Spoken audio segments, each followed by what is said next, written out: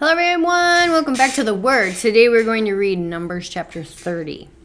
And Moses spake unto the heads of the tribes concerning the children of Israel, saying, This is the thing which the Lord has commanded. If a man vow a vow unto the Lord, or swear an oath to bind his soul with a bond, he shall not break his word. He shall do according to all that proceedeth out of his mouth.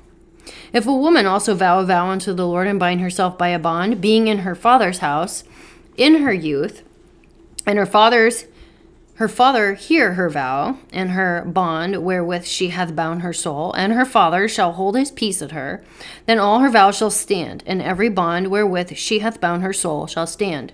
But if her father disallow her in the day that he heareth, not any of her vows or of her bonds wherewith she hath bound her soul shall stand, and the Lord shall forgive her, because her father disallowed her.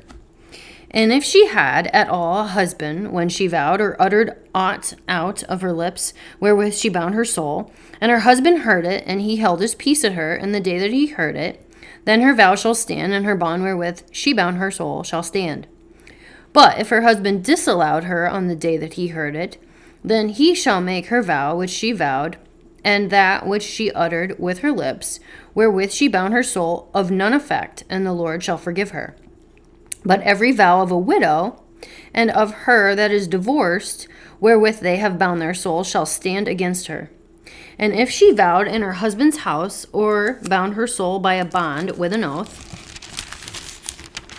and her husband heard it, and held his peace at her, and disallowed her not, then all her vows shall stand, and every bond wherewith she bound her soul shall stand. But if her husband hath utterly made them void on the day he heard them, then whatsoever proceedeth out of her lips concerning her vows, or concerning the bond of her soul, shall not stand. Her husband hath made them void, and the Lord shall forgive her. Every vow and every binding oath to afflict the soul, her husband may establish it, or her husband may make it void. But if her husband altogether hold his peace at her from day to day, then he establishes all her vows, or all her bonds which are upon her. He confirmeth them, because he held his peace at her in the day that he heard them. But if he shall anyways make them void after that he hath heard them, then he shall bear her iniquity. These are the statutes which the Lord commanded Moses between a man and his wife, between the father and his daughter, being yet in her youth in her father's house. That's the end of Numbers chapter 30. Come back next time for chapter 31.